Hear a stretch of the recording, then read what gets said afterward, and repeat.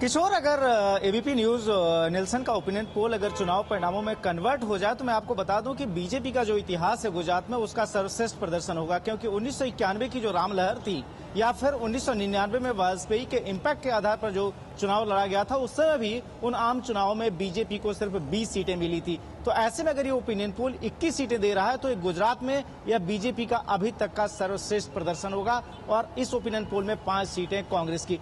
कैसे इसको ले रही हैं राजनीतिक पार्टियां, खासतौर पे बीजेपी, कांग्रेस और आम आदमी पार्टी, जिसकी उपस्थिति यहां दर्ज हो चुकी है। एबीपी न्यूज निल्सन का जो ओपिनियन पोल है 21 सीटें दे रहा है। बीजेपी के पीएम कैंडिडेट हैं नरेंद्र मोदी, गुजरात से हैं, बीजेपी का लैब रहा है गुजरात, फिर भी 26 सीटें नहीं आप लोग जीत पा रहे हैं। देखिए, ये 21 सीट में मैं मानता नहीं हूं। मैं आप 1989 का रिकॉर्ड देखिए, जब भारतीय जनता पार्टी और जनता दल ने मिलकर चुनाव लड़ा था, तब दोनों ने मिलकर 24 सीटें जीती थी, सिर्फ 2 सीट कांग्रेस को मिली थी। मैं मानता हूं ऐसा ही कुछ परिणाम आएगा, क्योंकि जब गुजरात के लोगों ने पूरा विकास देखा है, स्टेट गवर्नमेंट जो भी कर सकती है वो देखा है, परंतु देश की एक बॉर्डर स्टेट होने के नाते आज देश की बॉर्डर भी बड़ी मुश्किल है, सुरक्षा, आंतरिक सुरक्षा बड़ी खराब हो गई है। आप जो उड़ीसा या उत्तर प्रदेश का मजदूर यहाँ रहता है, उसे घर जाना है तो उसको रेल की सुविधा अच्छी नहीं मिलती, तो वो सब उसके लिए भारतीय जनता पार्टी को वोट केंद्र सरकार के लिए भी देंगे। मनीष भाई, मैं आपसे जानना चाहता हूं, नरेंद्र मोदी 2001 से मुख्यमंत्री हैं गुजरात में और अब बीजेपी ने पीएम कैंडिडेट डिक्लेयर कर रखा है। कांग्रेस आपकी लगातार मोदी को अपोज करती रही है, उनके तमाम मुद्दों पर उनको घेरती रही है, लेकिन फिर भी क्या वजह है कि जैसे कि देखा यह गया कि पिछले 2 चुनावों में आप 11 सीटें 12 सीटें ले रहे, ये आंकड़ा घटकर 5 पर क्यों आ गया है? सबसे पहले तो मैं ये जो आपका सर्वे का नतीजा है इसको खारिज इसलिए करता हूं, जब से नरेंद्र मोदी गुजरात में भाजपा की कमान केशुभाई को धक्का मार के गड्ढे में डाल के जो आया सत्ता में, वो दिन से आज तक कांग्रेस की परसेंटेज ऑफ वोट बढ़ी है, सीट भी बढ़ी है। हमारी विधानसभा का चुनाव देखो या लोकसभा का चुनाव देखो, सभी नतीजों कांग्रेस के में सीट की बढ़ोतरी हुई है। परसेंटेज ऑफ आप अब भी मान रहे हैं कि 5 से ज्यादा सीटें हमारी सीट 2009 से ज्यादा आएगी, ये निश्चित तौर पे, क्योंकि इसका मैं नहीं कह रहा हूँ, खुद भाजपा ने जो अपने प्रत्याशी गुजरात में डाले हैं, वो 26 सीट में से इसको 3 जगह पे अपने प्रत्याशी को बदलना पड़ा है और कई जगह पे अपने प्रत्याशी को बदल नहीं सके, वो मजबूरी है। संतोष, मैं आपसे जानना चाहता हूं, आम आदमी पार्टी को आप रिप्रेजेंट करते हैं। अरविंद केजरीवाल गुजरात के दौरे पर आए, उन्होंने कहा कि मोदी ने लोगों को मूर्ख बनाया है, कोई विकास कार्य नहीं हुआ, भ्रष्टाचार इतना अधिक है। बावजूद इसके आपकी पार्टी जो है वहां अगर नतीजों की बात करें, ओपिनियन पोल के हिसाब से कोई बड़ा इम्पैक्ट नहीं डाल पा रही है। 2 पार्टियों के बीच राजनीति सिमटी रही है और वही ओपिनियन पोल में भी रिफ्लेक्ट हो रहा है। क्यों कोई असर नहीं दिख रहा है? देखिए, जैसा कि सभी लोग जानते हैं, आम आदमी पार्टी इस देश में कुछ नया लेके आई है, नई पार्टी है। और जहां तक आप चुनाव के नतीजों की बात करते हैं, सर्वे की बात करते हैं, तो यही सारे सर्वे कंपनियां थी, यही सारी मीडिया चैनल थी जिन्होंने दिल्ली में किसी ने 2 सीट, 6 सीट, अधिक से अधिक किसी चैनल ने 18 सीटें दी थी। लेकिन नतीजे क्या है आपके सबके सामने है, ठीक है। और जहां तक गुजरात की बात है, तो गुजरात में एक अंडर करंट ये चल रहा है कि कांग्रेस बीजेपी तो दोनों एक का ही दूसरा रूप है।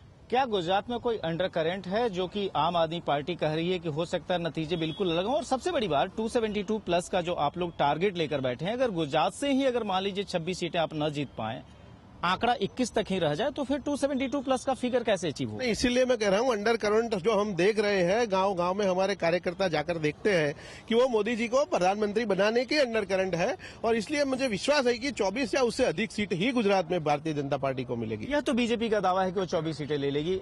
आपसे मैं जानना चाहता हूं, अगर पिछले कुछ चुनाव की बात करें, जो कांग्रेस का आंकड़ा है वह 11, 12, 12 2004 में, 11 2009 में, वह और ऊपर जाने की जगह वो क्यों घटता हुआ दिखाई दे रहा है? क्या कहीं कोई ओवरऑल स्ट्रेटजी में कोई कमी है या वाकई मोदी लहर है जिसकी वजह से बीजेपी गुजरात में ज्यादा बेटर परफॉर्मेंस कर रही है कांग्रेस की जगह? सबसे पहले तो मैं कहता हूं, जो मोदी जी की लहर होती तो क्यों अपने अनैतिक रूप से अपने कांग्रेस के प्रत्याशी को अपने में लेना पड़े, एमएलए को।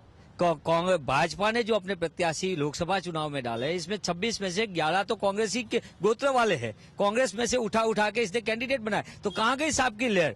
तो मैं मानता हूं ये कोई लहर नहीं है, अंडर करंट क्लियर है। लोगों ने तय कर लिया है कि मोदी जी ने जिस तरीके से झूठा दावा किए थे, आज लोगों की आंख खुल गई है और इसी तरीके से नतीजा भी आपको दिखेगा। आयाती उम्मीदवार आप लोगों को लेने पड़ रहे हैं, क्या यह गुजरात में बीजेपी की कमजोरी का एक रिफ्लेक्शन नहीं है कि आपके पास अपने कैंडिडेट जो है हर सीट पर आप नहीं लड़ा पा रहे हैं? रहे हैं? नहीं, ऐसी बात नहीं है। हर जगह राजकीय एक स्ट्रेटेजी के हिसाब से कैंडिडेट सिलेक्ट किए जाते हैं और कांग्रेस का जहाज जो है वो डूब रहा है। इसकी एक सीधी निशानी है कि कांग्रेस के लोग भारतीय जनता पार्टी की और नरेंद्र मोदी की पॉलिसी को स्वीकार करके भारतीय जनता पार्टी में आ रहे हैं। ये बताइए, इन दो पार्टियों के बीच आम आदमी पार्टी किससे मुकाबला करेगी? भले नतीजे में जो है कोई सीट ना आए, लेकिन आपका असली मुकाबला किससे? नहीं, सीट आएगी नहीं आएगी ये तो इस राज्य की जनता तय करेगी। और जो मुकाबले की बात है तो हमारा मुकाबला कांग्रेस बीजेपी से बिल्कुल नहीं है, बल्कि एक भ्रष्ट राजनीति और एक ईमानदार राजनीति के बीच मुकाबला होने जा रहा है। सुना किशोर, आपने यहाँ अहमदाबाद से गुजरात का हाल, खासतौर पर जो एबीपी न्यूज